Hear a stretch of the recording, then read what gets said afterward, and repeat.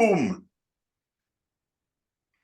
Right, welcome back, you lovely people, wherever you are, whether you're here or if you're expatriates abroad in Singapore, Poland, Egypt, the USA mainly as well. We're back again. You've got the gorgeous duo tonight. Good evening, Chrissy. How are you today? I'm good. How are you? Oh, you're fantastic. Yes. Good, good.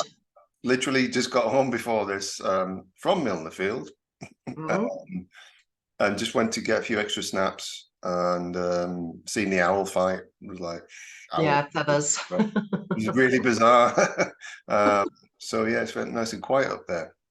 Right, so how's your week been? Good, productive. Oh. Productive. Got a lot done this week, which is always good. How's yours? Yeah, it's good. I've seen you've been doing quite a bit of digging in your garden, not in An somebody else's artifact garden. finding from the 1970s. 1970s. Oh, crikey, yeah. Well, those weren't bad years, you know. No, no. NX and all that, you know. I've not found any Roman coins yet, but no. Oh. Okay, yeah, yeah. My week's been all right. Been quite a reasonably good one, and we've got a few projects in the bank which are related to Milner Field, which we're not going to kind of go into detail yet. But some exciting stuff and some good new contacts that we've made. So yeah, it seems like after all the drama and chaos of the previous week or so, and the misanthropes, should I say, that were Yeah. hurling their little missiles at us. It seems like they've toodled along to have a go at somebody else now, which is really nice. We can get back to preserving, protecting the wildlife and conserving things, you know, cutting back the ivy. And that's where I want to start, pretty much. And I think last Saturday, the only one final task we had to do, wasn't it, Chrissy, was to make a safe pathway into the corridor where the gentleman's, you call the gentleman's entrance on entrance on the northwest corner. Yeah. Didn't we? Yeah, it was important, really. You know, everyone wants to be stumbling over and tripping over rocks and things, and obviously we've opened something up, so it was a sensible option just to make sure that everything was dug in, sound, and safe, basically, and also tidy as well. I mean, with my I don't even know what you call it when you go the extra mile with tidiness. ADHD? I don't know. OCD is OCD. well, no, there you go. no, it's not really. Well, it could be, but not usually. I do go the extra mile though with compulsively tidy will do for now. Compulsively tidying, yeah, which is quite difficult there, considering it's a demolition site after all. But yeah, it was just to make sure that everything's safe, clean and tidy as it can be, and just pleasing, really, because obviously we don't want to make it look any worse than it already did. No, that's a good point. Yeah, I mean, that's one of the main bugbears for me when I get there, is I just want to tidy everything. And it's such a vast site, there's no, I just can't, I've brought my garden strimmer a few times and I'm just like, don't know what I was thinking. Well, no, there's not too much to sweep up on the old floor. The dance floor. No, I wasn't going to say that. No. No, I always like to do that anyway. I mean, we did. I don't know how many weeks ago when it was absolutely siling it down that day. 3 weeks ago, I think it was. Yeah, was it about 3 weeks? Yeah, that it was really covered with leaves, very heavy covering.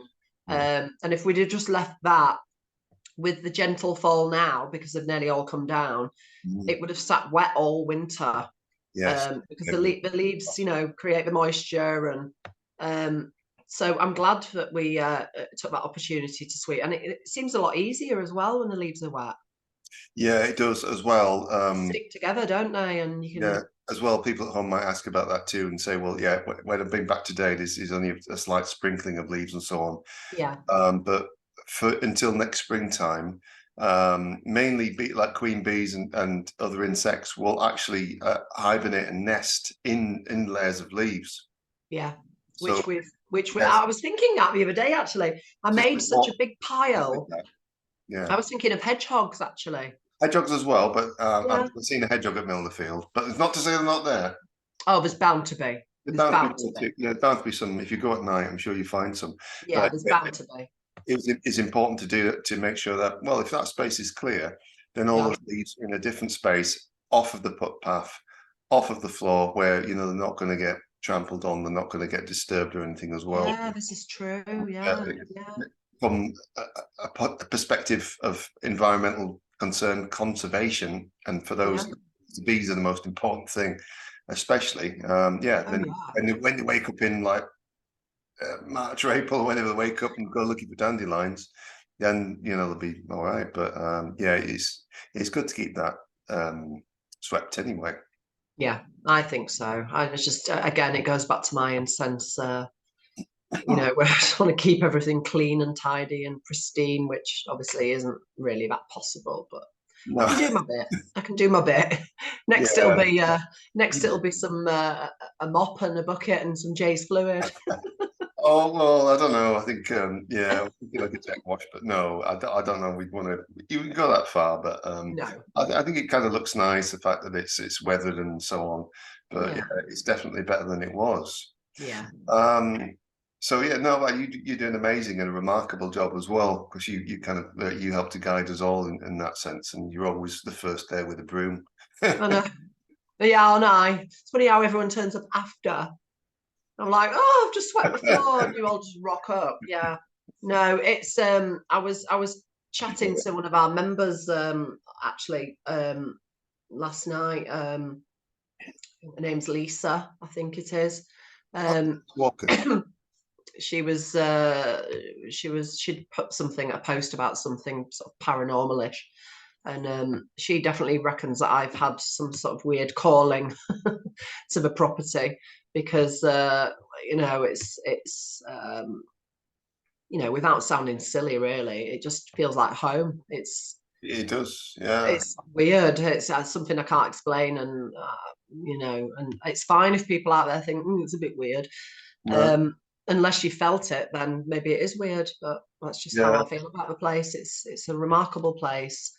Every time I come down Primrose Lane, I get butterflies, because I feel like I'm coming home. I don't I know what to expect. There's no house, but it just feels like. And also when I walk up to the arch, I can, because I'm so familiar with what it looked like, I can almost see it anyway. And then I walk in, and I imagine the porch being still there, and the house sweeping off on both directions, and it's just a really, really nice feeling, And then I'm like, right, where do I start first? Yes, yeah, and it is. I've been watching a lot this week. I'm going to give a name drop to Graham Hancock. I've watched the Ancient Apocalypse series, and that's I don't usually binge watch anything. But that was like 8 episodes or something. So Graham's not and in fact it's quite relevant, because Graham Hancock isn't actually an archaeologist. He comes from a journalistic background, but he's a researcher and author since the 80s and 90s. He looks into ancient sites and ancient archaeology, and he challenges the establishment. Yeah. So, and he sticks it in their face and goes, well, what if your old theories are completely wrong? Here's some evidence that says they could be totally wrong. So I think he went to Guanampang, Indonesia, and found all these big mounds of temples and pyramids. He went to Mexico and to Turkey, Göbekli Tepe, ancient archaeological sites. So if anybody's watching out there, just give that a watch. It's on Netflix, I believe, Ancient Apocalypse. And he got to one, which is, I believe, in Idaho, and it's like a serpent on a mount. It's like a huge thing that is like, probably, again, they all went back to about 12,800 years ago, after the last cataclysm, when there was like a comet hit and the ice age. And the people that owned the place said, they wouldn't let him in. Because he was all archaeologists and people calling him a fraud and an idiot, and just just rubbishing him. But all he was doing was literally challenging really set beliefs that haven't changed for decades or centuries. And I really admire the guy for that, because that's kind of like, well, what we're doing in Milner Field is like, we're just challenging the status quo a bit. Yeah, 100%. Not that we'd Yeah. never have a dialogue with them if they wanted to talk. No. That's God forbid. that's a totally misproven hypothesis. We'd always be there, you know, to because we love the place that much. And I think Yeah. that's people like that, people like us. You can't disguise your passion. Yeah. No, you can't. You can't, and you can't keep it you know, you can't keep it down. It's something that's natural and progressive. You So, know, it's not something that I can stifle. I just have to let it out, and whatever form it comes out of, it's going to come out. So yeah, and that thing in archaeology, what he's trying to induce in the fact that these sites are ancient sacred sites going back thousands of years. The reasons that they're built there is because they're on layer lines, so energy lines of the planet yeah, has a magnetic grid. yeah, And of course, Milner Field is built on a layer line. yes, indeed. And the old house was there from the 1500s, but who knows what might have been there before for thousands of years ago. Yeah, who knows? We might never know. No, exactly. One of life's mysteries. Well, anyway, we better curb that kind of talk because Yes, I know. we'll have the Facebook loons on us. They'll get all salty. They'll get all salty on us. Right. So last Saturday, as we would like, we dealt with the path into the gentleman's entrance, and then I thought, where's Chrissy gone? And then you round the south facing door, and you'd already hacked a load of ivy away. When it came to joining, you'd found. Well, tell us what you found. Well, I was just peeking, to be honest with you. I'd noticed when I was down there with Thomas the week before, we'd seen some sort of red brick or something while we were just we'd pulled back a little bit of ivy. And basically, yeah, we just got on it again. I got on it again this week, and a new turned up, and we just started pulling the ivy away and brushing some of the dirt off, which, to be honest with you, it's quite loose in that area. It's not, it's definitely not a digging sort of area. It's very loose. Well, as soon as you pull the ivy off, all the roots come up with it and the earth as well. And it was really difficult actually to try and ascertain where I was, because I kept turning around to see that the staircase was there, the one down from the terrace down to the lower planted garden. Yeah. And then obviously I turned round, and basically the anteroom should have been right in front. Wow. But obviously to the right slightly, it was kind of, it's that period a bit, but it's all cleared with the bulldozer went through. So, you know, I've been trying to make sure I know exactly where I am, because I could always just come up and go, all right, the anteroom was there. But as we started pulling back that ivy, we found that really strange red brickwork where the bricks are different angles. Yeah, like a crisscross. Yeah, like something out the Crystal Maze. So I asked Thomas, and Thomas said it looks like it's been placed that way for some kind of strength. So that to me says tower, one side of the tower that was above the anteroom, which of course was the front door, the arched front door. So obviously it was one side. Now obviously without knowing the exact dimensions, I wouldn't know how wide the anteroom doorway was, but it would have been pretty sizable. Wouldn't have been a small doorway. But going along a little bit further is where they went through. So maybe they did, until we've had another look. It's from leaving last week, I would assume that they have taken out the anteroom. When I thought previously it was probably the library. Yeah, it is. I believe it is. That's the porch entrance to the south-facing door. Yeah. Yeah, I believe that's so. I mean, there's absolutely no pictures of what was around that door or anything else. So I mean, it could be what you said. It could be something else. It could be. I'm pretty certain it would be, as you stood at the door and the door's right in front of you. I'm pretty certain that brickwork is the left-hand side of what would have been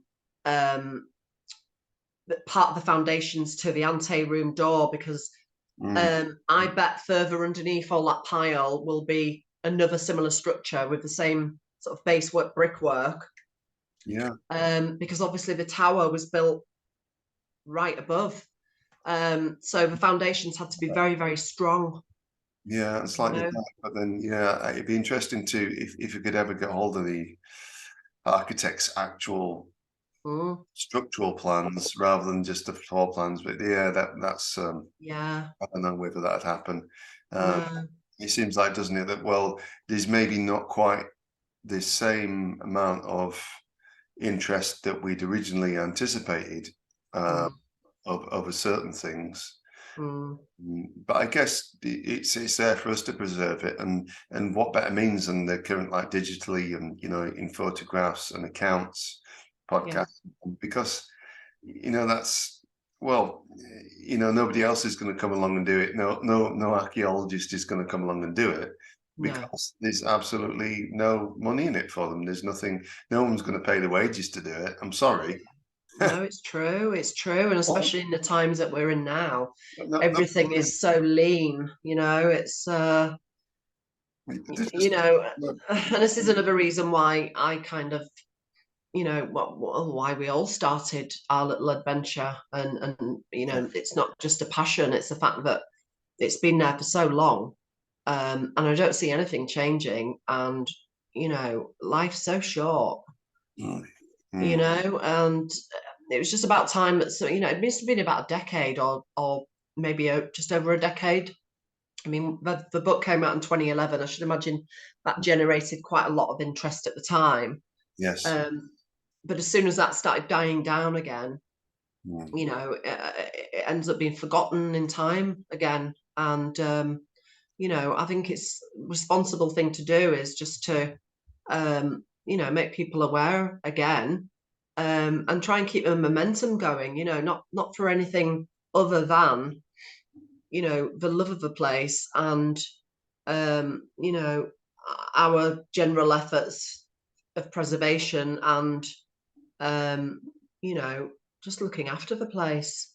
It really helps. I mean, we've really come quite far in such a short space of time as well. Really, with our member numbers and all the lovely comments and the people that have popped down to see us, and it's kind of taken on a life of its own, in a way. Yeah, definitely. That's a good place to just give people a few social media angles as well, because on Facebook, it's a Milner Field History and Discovery group, and Milner Field page. I want to give obviously special thanks and shout out to people that everybody that came by last week on the Saturday, and then obviously on Twitter and Facebook, there's Saltaire Collection and like Maria Glott and Saltaire Walks. They've been conversing with us as well, to give some extra accounts and things from history, and just there's various social media links which you can find through the groups, and they're on the podcast at the bottom as well, usually underneath each podcast.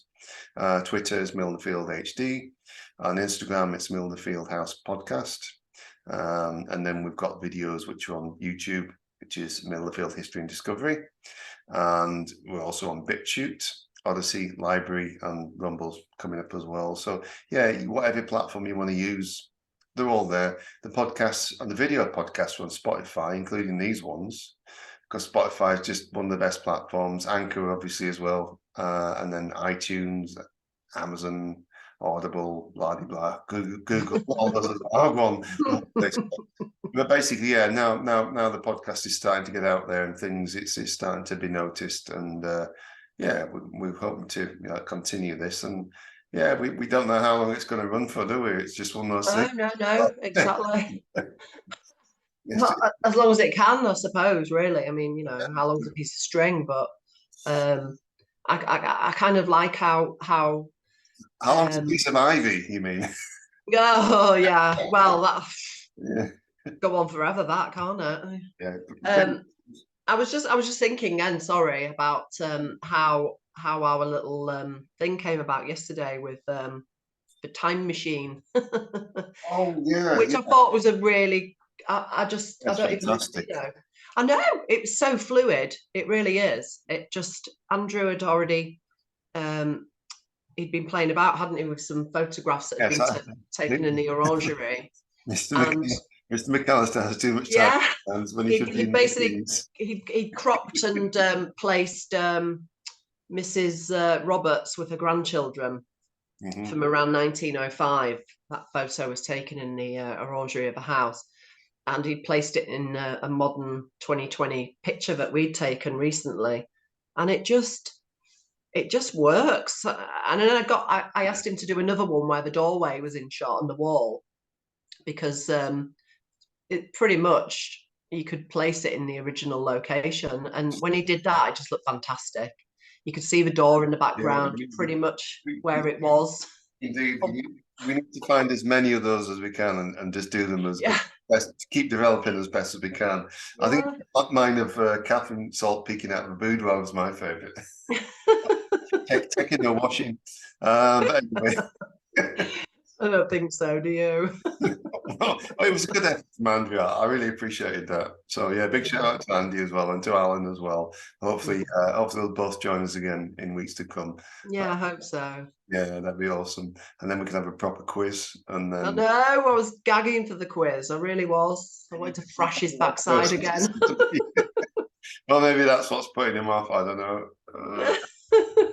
Anyway, we'll be kind to everyone, don't we? Yeah. Um, right. So yes, we dealt with. We left Carl. Bless him, like dealing with like getting the big boulders and rocks out of the way and making things safe around the northwest corner there. Oh, And then the next place I found you just hopped over to like a jumping spider was right by the kitchen courtyard cellars. yes. And then you're like, again, not digging, but just No. clearing. Well, I don't even know why. I think I just went for a general nosy around, because Yeah, when I I get there, heard. usually get stuck in one place. I was like, I can hear something on the breeze. I can hear. I can hear. I I went just over and went for a little mooch, basically, because I think I'd already been up and swept old Milner steps, yeah. Mhm. the Oh, old Milner steps. Field steps. I mentioned those. Yeah, and I'd done some Right. gentle moss removing of some of the pillars that are, the top half of the pillar, and Uh-huh. I like to. I'm a bit like a foreman when I'm there. I like to oversee everything, even if might not be anyone to oversee. I just like to go and have a little look around. And I'd gone back down to the kitchens, and I was just having a poke about, really. And I came all the way around, because I started where the planted garden is, walked past the foundations we'd uncovered to the roundhouse, Yeah. rambled my way up. The slight structure there is still there. The back of the I forget what room it was. Actually, it wasn't the servery, but I think it was the WC for the maids or something. It was a bit behind the kitchen, Oh yeah. and I'd basically rumbled myself over. I was checking out things, and thought, right, I'll go back up and see what the guys are doing. So I bypassed the open cellar entrance, and I climbed that little bit, and I just walked a little bit further up, and I thought, oh, I just noticed two stones with a tree that had literally grown, Mhm. and it had forced the stones apart. And I looked at the stones, and I thought they're outer facing dress stone. So I Mhm. thought, that's the boundary of the house. That's where the house was. Mhm. So I just turned around and had a look, and I saw this sill poking out of the dirt, and I thought, oh.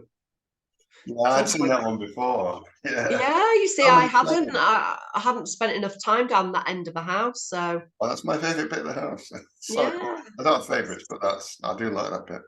So yeah, we just pulled back some of the um, stuff that was growing over the top, and Uh-huh. Yeah, that's it. I just got down on hands and knees and just like got around and scraped that back. yeah, I and then did. I knew I knew where the cellar. I instinctively know now that the open cellar entrance was directly below the room termed butler. So Yeah. I would presume that was his office. And I knew that's where the house ended as it met up with the kitchen wing, which was lower. So yeah, indeed, when we started brushing the soil off, we found that weird but wonderful sort of rotunda shaped cornerstone, Yeah. which It was just I should imagine it was some kind of strengthening. yeah, it was just Huge. it was all that loose soil. It was just Yeah. soil and leaves and well, whatever was landed there, but there was nothing actually buried in. But yeah, there's a whole wall underneath there. There's a whole wall the way down. Yeah. And yeah, Exactly the same. I was just like, I'm happy to be on my knees, kind of digging out soil. That that I think we spent about an hour there, didn't we? Yeah, we did. Yeah. And well worth it as well. It really was. I mean, it's amazingly intact.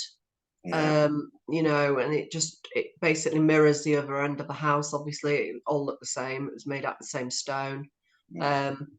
So it's literally all the way up to the butler's windowsill that is remaining, which is quite high, really, considering the windows weren't low; they were quite high up. So yeah, and that's where, because that's the end of the cellars. That's where the main house drops down to the kitchen courtyard. Yes. So literally the kitchen courtyard almost on the level with where the cellars would be, but slightly higher up. So it kind of in between. Yeah. Well, if you think about that cellar entrance, though, that's the topmost part of the cellar entrance.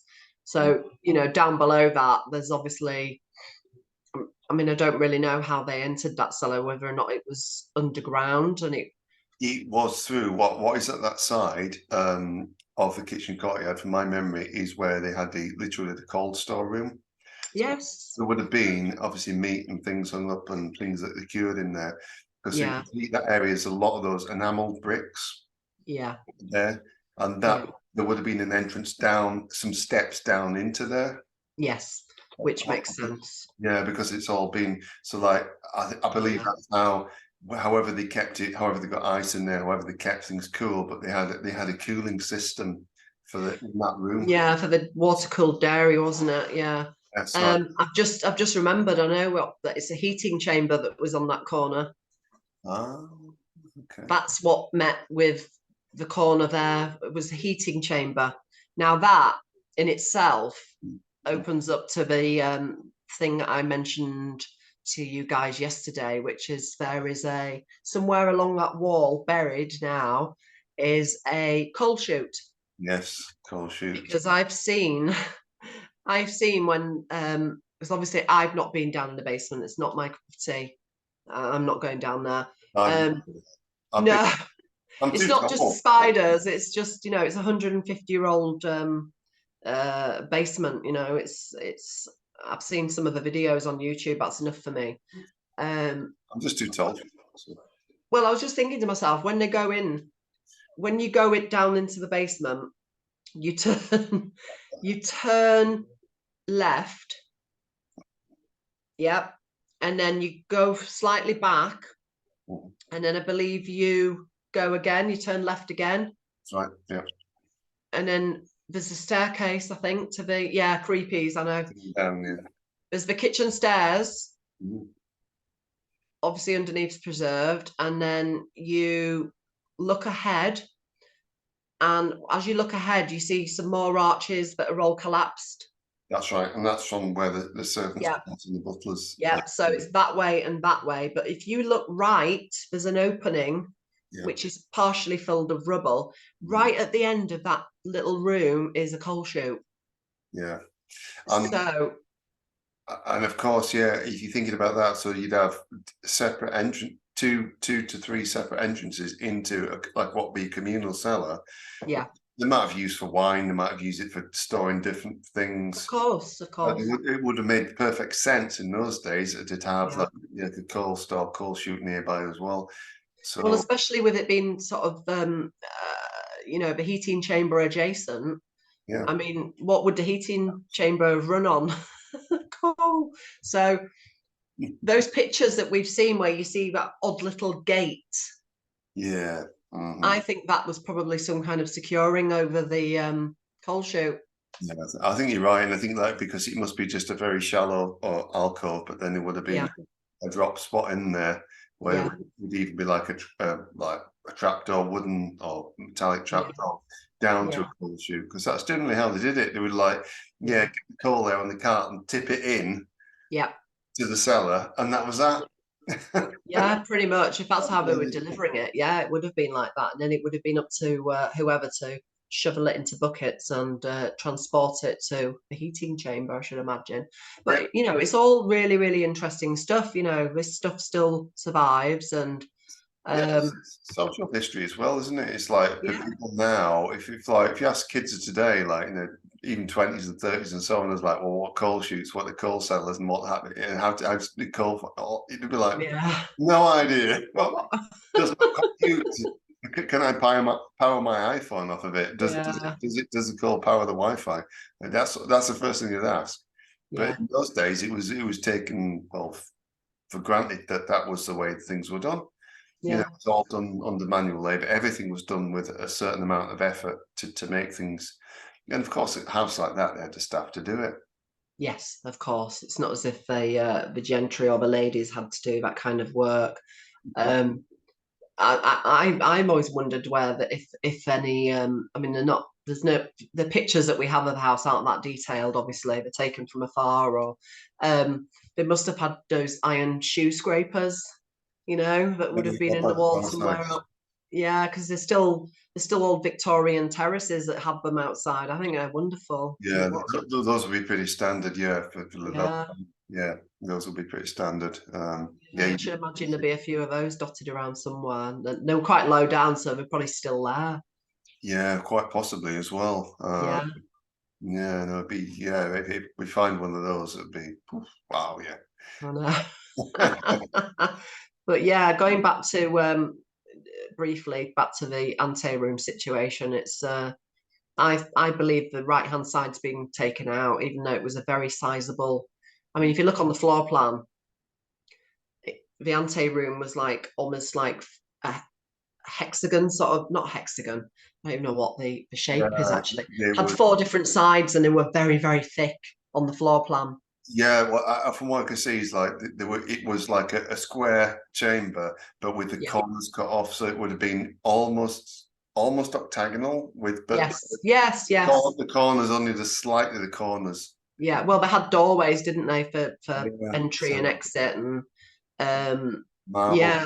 on the columns, but I just presumed. I don't. I mean, you should never presume when you're looking at something like that. But I imagined that would still be there because it was such a thick and strong structure. But yeah, again, it comes down to what's left. It comes down to locations because of the terrace stairs. I've said to you before that central platform that we've managed to find under all the ivy yeah. and one side of the staircase, I have a feeling it was much wider than what is there now. Mm. My main question, Chris, is in regards to cellars, because that type of Yeah. thing kind of fascinates me. Is there a point underneath the middle of the house where the cellar ends, or does it continue the whole way? Was there one cellar corridor underneath, or did it open up to other things? That Yeah. is Well, possible. we don't know without going down there and exploring, which is impossible because Yeah, a well, lot a lot of those sections have unsafe. collapsed. Yeah, it'd be unsafe, wouldn't it? Totally I unsafe. mean, if you look where the clock tower once stood, it's completely pied in. It's like you take the souffle out the oven too quick, and it's gone. You know, Yeah, yeah. that to me just shows. That's the point of where those cellars have collapsed, because obviously that structure would have been so heavy Mm, to pull down. So I would presume that other areas would have gone as well. But they might well. I really don't know if it went. It makes sense that it would have followed the mm. entirety of the house. I mean, why would it not? You know? Yeah, I get the feeling, I kind of like get these odd little intuitions and feelings about stuff, and I think between where that would have ended around the where the library was, or whether that cellar goes to, then there would have just been maybe been a corridor or a passage through to the other side, and then the cellar opened up on the other side. I know what you're saying. Yeah, I get you. I mean, Kind of makes sense, but yeah, I've got no proof of this. But yeah, no, I I'm know. thinking with my my brain, I think, kind of thinking that might be the case. Yeah, and also as well, would where the two towers were, would they have? It would make more sense. It would make more sense that they would put the foundations as deep as possible for strength. They Hmm. wouldn't have built. They wouldn't have started foundations for the two towers on top of the earth. They would have dug.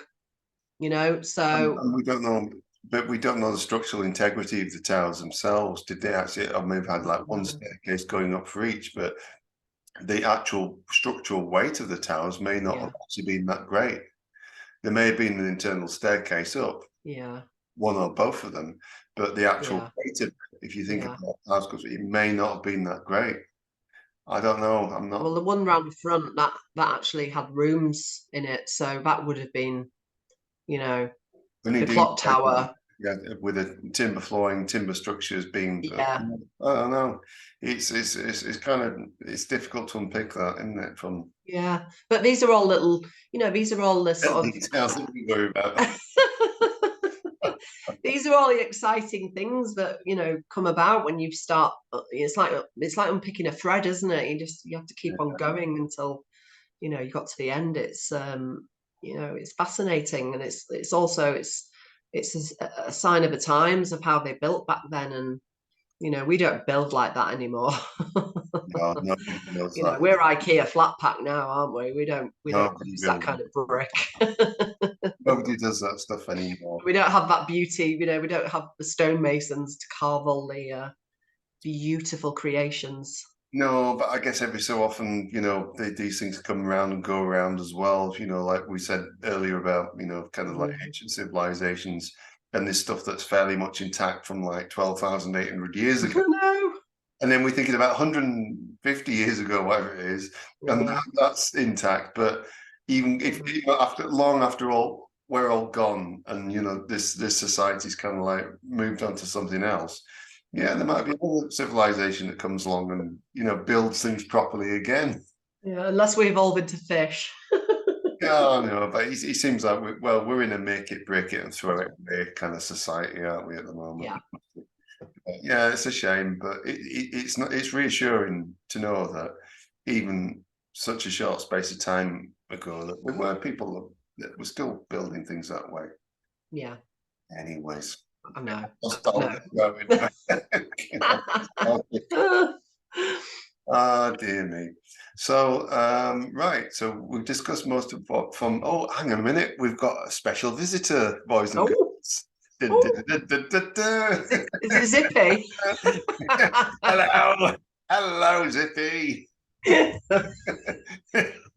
Oh, Zippy. Hello. Ladies and gentlemen, boys and girls, we've got a very special visitor here, fresh from his tour of America. It's Mr. Andrew McAllister. I'm still working. Oh, well, we're worth your time, aren't we? Well, we just done the Andy. We just done the tour around what we did last Saturday, and you were mentioned a few times, all for good reasons, though. How are you doing? All right. Looking forward to the weekend. Good. I can see you've got a lovely photo of your shrine up there on the wall. Yeah. Yeah. There you go. Nice. That should please David Beale, that shouldn't it? Yeah. So thank you for joining us. And we've just been talking about going around what we pulled the ivy and everything off last week, and talking about coal cellars. And cellars in general was one of the main things. I have a hypothesis that from the kitchen courtyard cellar to the other side cellars, there's maybe just one passageway that goes underneath. I don't know. it? Sounds feasible. But until we kind of get into that, we don't know. But it's not really going to be structurally safe or safe to dig there. But No. I mean, you know, at the end of the day, it's far too dangerous, you know, trying to, you know, even attempting to open up. It would I mean, be. I did spot actually where, incidentally, where the tower was, the clock tower, around the rear, there are openings into the cellars.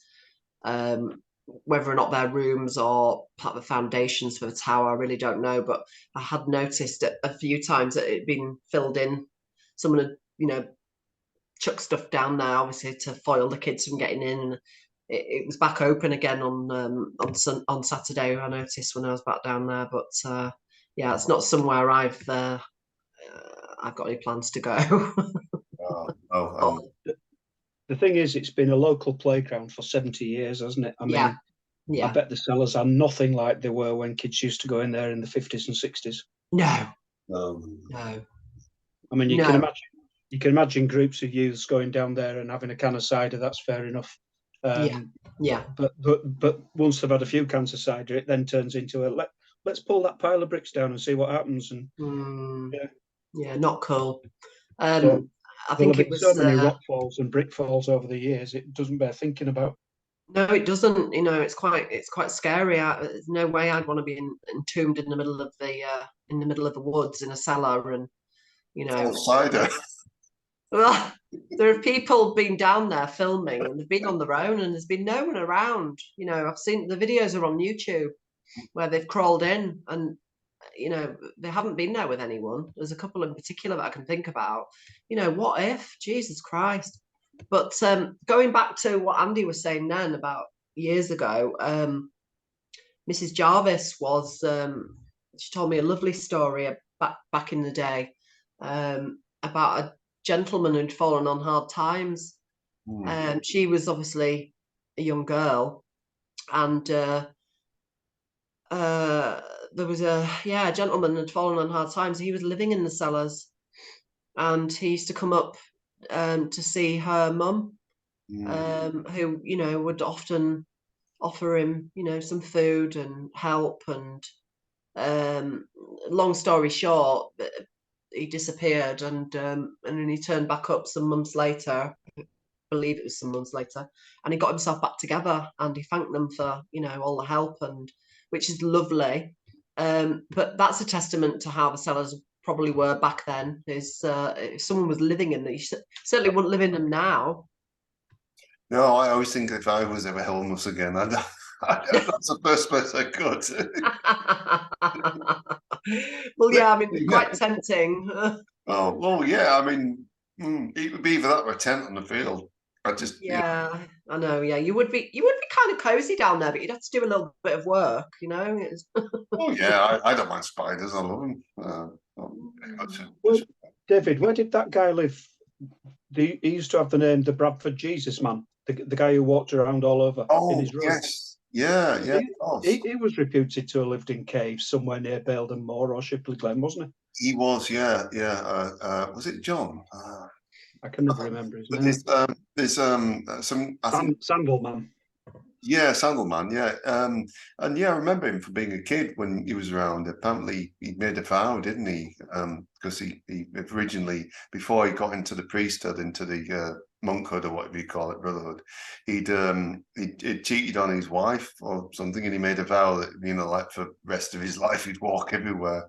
But yeah, he used to walk all the way to like Batty Ford in Mirfield, the priory there and stuff. And yeah, but there's a lovely tribute to him. I believe it's on the side of the Queen's pub, right by the Bradford interchange. And yeah, they've like done a Banksy style stencil of him there. And then at the top of town, there's one of Polish Annie, another character from Bradford. Yeah. So yeah, I don't think he was. I think it was somewhere, yeah, where they said he literally lived in a cave. They said he basically he gave up the rat race. I think he worked at International Harvesters, and he gave up the rat race in the 50s and said yes, he was going to spend the rest of his life walking around and spreading good. And the story I always remember was that he lived in a cave somewhere near Shipley Glen. But yeah, now Chris has just mentioned the cellars there. Yeah, he was always good with God. He was always kind of like, he was always very, very, yeah, I think, Yeah, just characters like that. They don't seem to exist so much these days, do they? No, No. it's not safe. Society's not safe for them to exist. Apart from ourselves.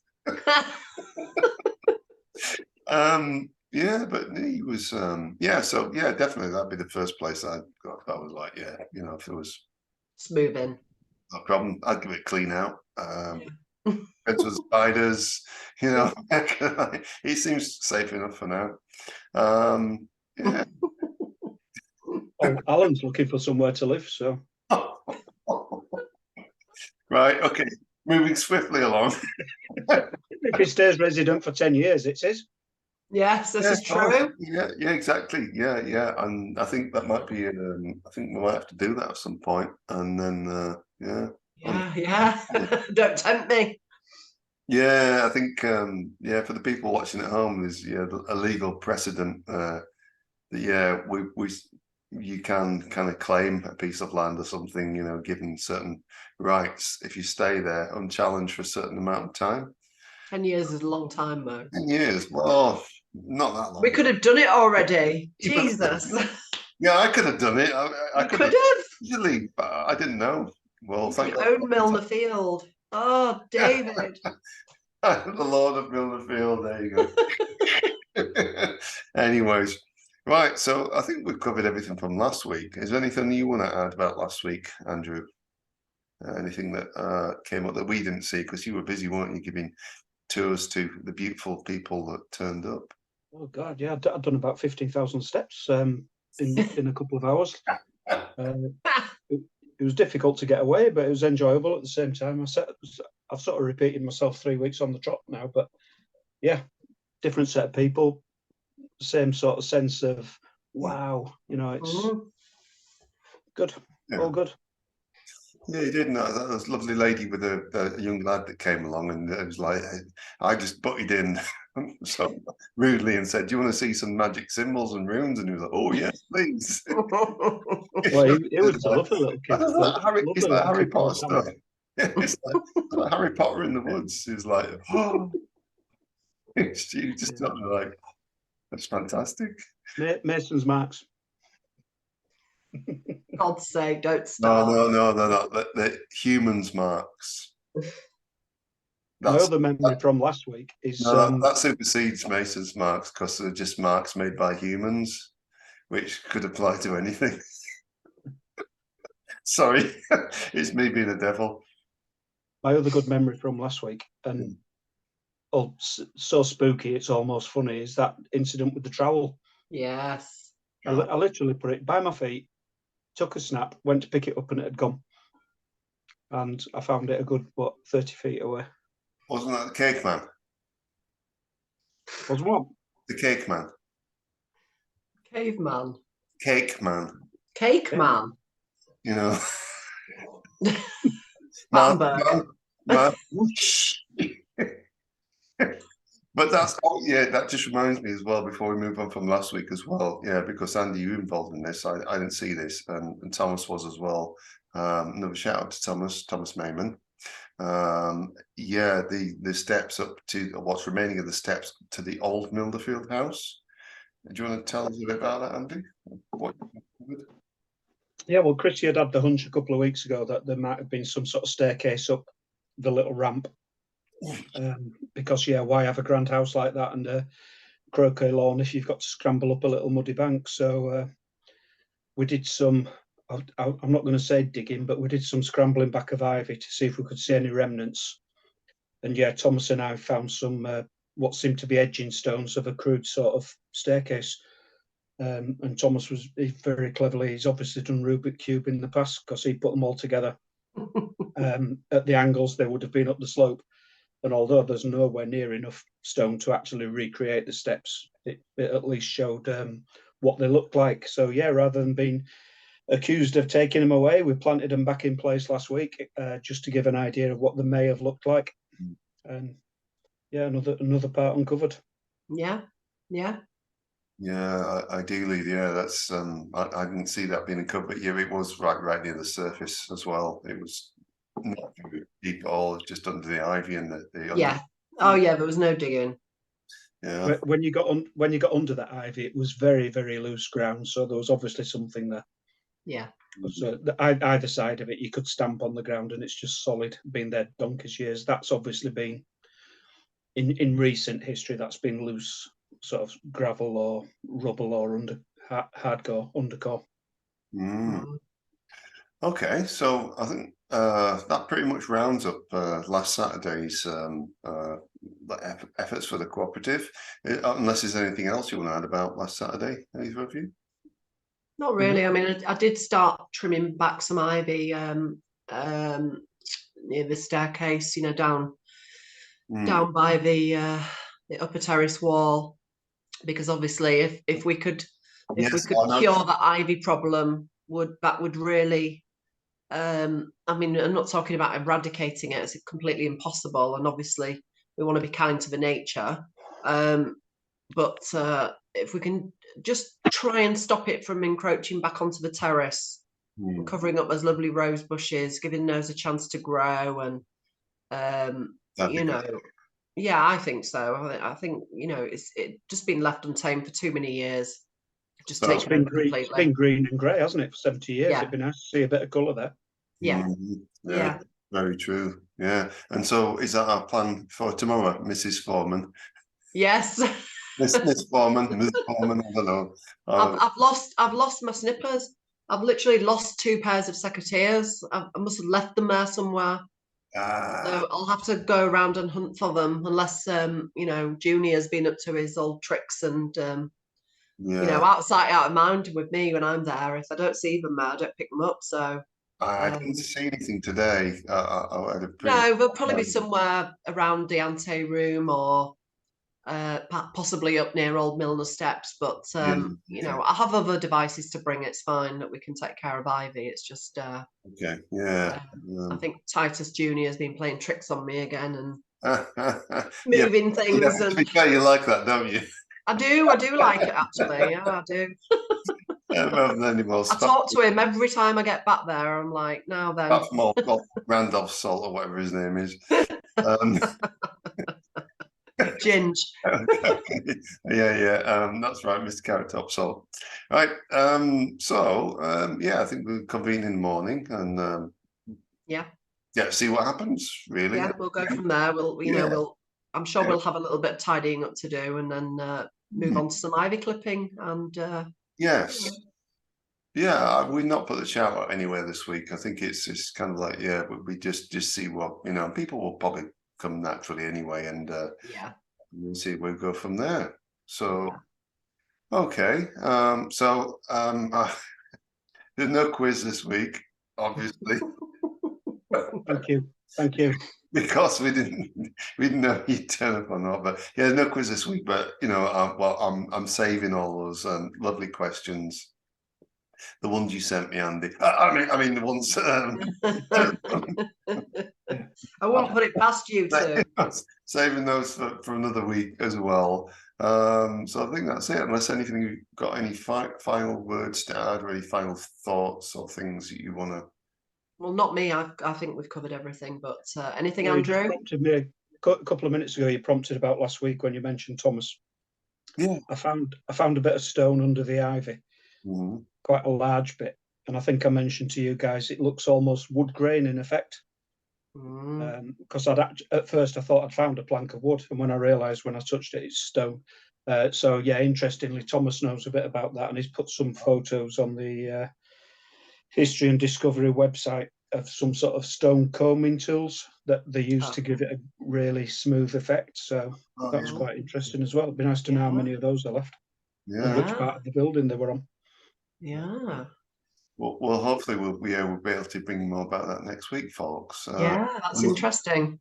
Yeah, and it's just important to after last week's episode, when we after we made a statement about our primary concerns for the site and our values, our intentions, our morals, everything, and the intentions that we have to do that.